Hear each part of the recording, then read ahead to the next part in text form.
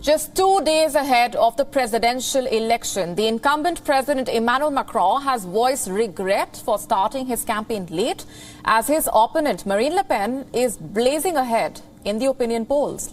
Take a listen in. I don't feel like I didn't get my feet wet.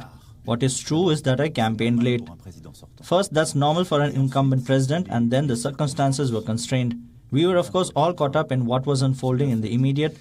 We forgot that 2 months ago we were experiencing an epidemic peak in our hospitals, that a month and a half ago bombs began to strike in Ukraine and the war started. Who could have understood 6 weeks ago that all of a sudden I would start political rallies, that I would focus on domestic issues when the war started in Ukraine? It's a fact that I came back to this even later than I would have liked. That did not prevent me day and night, as soon as I had space, to go convince people, go meet our compatriots and move forward. Ça ne m'a pas empêché, matin, midi et soir, dès que j'avais un espace. But the French leader has not backed down. Instead, he is coming out all guns blazing at the French far right. Macron has warned that French citizens against Le Pen's xenophobia and ultra-conservative aims will be making their point clear. During an interview to the French newspaper Le Figaro, Macron said that the far right in France was still fundamentally the same. It attacks the Republic, has a base of anti-Semitism and very clear xenophobia aims as well.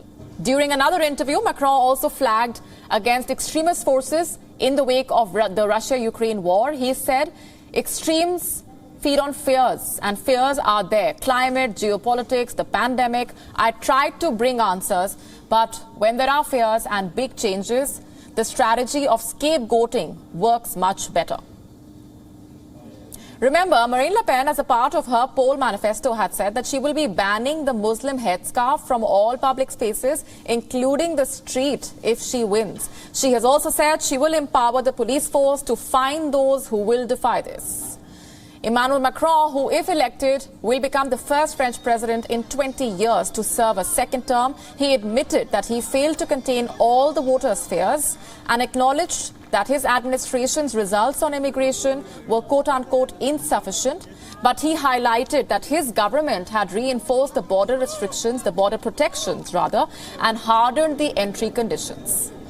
While early poll projections show that Macron had a solid lead, current polls predict Le Pen can pose a serious challenge to the centrist Macron in the second round runoff that is to take place on the 24th of April.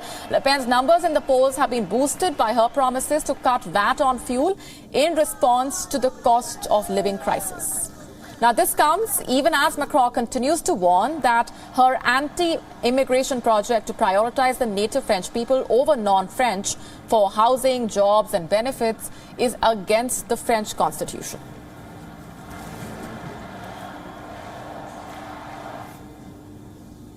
And our correspondent Ross Cullen getting us more from Paris. Take a look.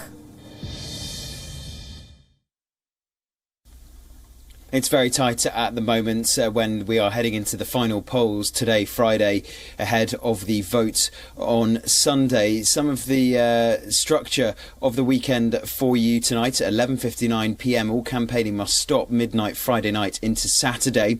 And then Saturday is a day of consideration, and there must be no campaigning through to the end of polling, which is runs for 12 hours, 8 a.m. to 8 p.m. on Sunday. So today is the final day of rallies, the final day of meetings, appeals to the public, media appearances by the 12 candidates standing in the first round. And Emmanuel Macron is just about leading those polls in first round percentage of votes. It is still Marine Le Pen who is hot on his heels in second place. And at the moment it looks to be the far left Jean-Luc Mélenchon from the France Unbowed Party who is currently in third.